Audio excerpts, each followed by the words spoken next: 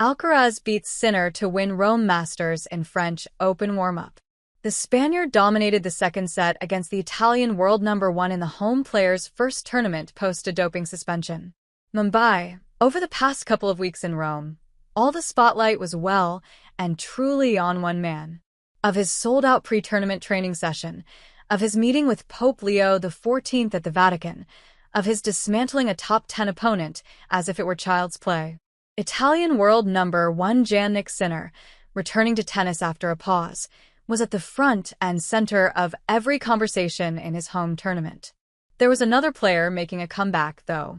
Not from a 3-month doping suspension, but from a month-long injury-enforced time off. Flying under the radar on his comeback trail, Carlos Alcaraz pipped Sinner to the finish line of the Rome Masters after emerging a 7-6, 6-1 winner in the final on Sunday. The riveting rivalry of tennis, two superstars of this generation sparkled through the first set before Sinner began to fade away. This was the first meeting between the two this year, and the 22-year-old Alcaraz showed why, on clay, and against the 23-year-old Sinner. He's still the man to beat. The Spaniard extended his head-to-head edge over the Italian to 7-4, and has now beaten him 4 consecutive times. That includes the semi-final of last year's French Open, where Alcaraz will head next for the tournament starting May 25th as the defending champion and, without a doubt now, the big favorite. Beating Jannik, winning in Rome, it gives you a great confidence coming into Paris, Alcaraz said after the win. That confidence was important for Alcaraz, who had shown great form on clay by winning the Monte Carlo Masters and reaching the Barcelona Open final. But Alcaraz had to pull out of the Madrid Masters after doing some damage to his hamstring and groin during the final in Barcelona. 1 month on, Alcaraz was back to winning trophies on clay. A solid start by the finalists underlined the first set that stretched to 70 minutes and asked questions of both players. Alcaraz banked on his big forehands to dictate rallies. Sinner cashed in on the susceptible second serves. Alcaraz's opening 2 service games were taken to deuce before the Spaniard managed to wriggle out of it.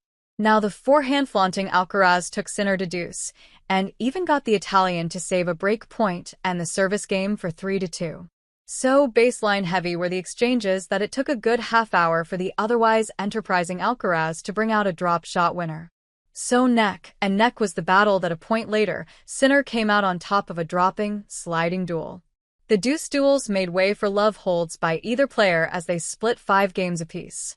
Serving to stay in the set, Alcaraz littered a string of errors before cleaning it up just in time to wipe off a couple of set points. Sinner had him on the ropes, yet Alcaraz managed to cling on. Soon, he marched ahead in the tiebreaker after a couple of aces. Sinner did his bit in staying within touching distance of his opponent, but after a forehand winner and a brilliantly constructed point nailed with a fine volley at the net, Alcaraz had smacked the first punch. It felt like a knockout blow for Sinner. The world number one had turned the tide after being blown away in the first set of his semi-final against Tommy Paul. Alcaraz was no Paul, though. And this was not that Sinner. After a hold from 0-30, Alcaraz broke Sinner to love and pocketed 14 of the 18 points to sprint to a 3-0 lead. To go with that forehand, Alcaraz was also shooting backhand down the line winners now. Sinner looked out of gas, and after missing a simple volley at the net to hand a double break, was soon down for the count. Alcaraz sure is up and running again leading into the French Open.